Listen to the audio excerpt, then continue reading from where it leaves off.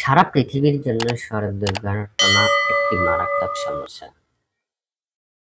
আর বিশেষ করে বাংলাদেশের এই সমস্যাটা দিন দিন বেড়েই চলছে।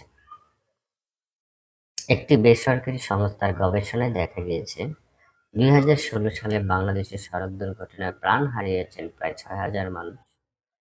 2017 সালে মৃত্যুর সংখ্যা কিছুটা কমে 5,000-এর ঘরে নামে। আর 2018 সালে প্রথম 2 মাসে দুর্ঘটনার পরিমাণ ব্যাপক হারে বেড়ে গিয়েছে। এসব সড়ক দুর্ঘটনার জন্য দায়ী করবেন কাকে? এসব সড়ক দুর্ঘটনার কারণ হিসেবে কর্তৃপক্ষের নজরদারির অভাব, অদক্ষ চালক, মাদক আর সড়কের অব্যবস্থাপনাকে দায়ী করেছেন বিশেষজ্ঞরা। সড়ক দুর্ঘটনার প্রতিকার। আপনার হাতে সড়ক দুর্ঘটনার প্রতিকার হিসেবে কি আছে? কারণ সড়ক দুর্ঘটনা একটি মারাত্মক সমস্যা। সড়ক দুর্ঘটনার ফলে অনেকের জীবন নষ্ট হয়ে যাচ্ছে। মূলত এটা মানুষেরই সমস্যা, কেননা তাদের সচেতনতার অভাবেই এটা হচ্ছে।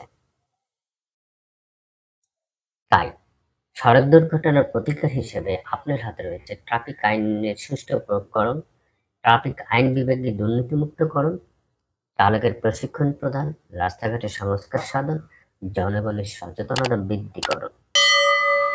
এইগুলোই পারে সড়ক দুর্ঘটনার প্রতিকার করতে।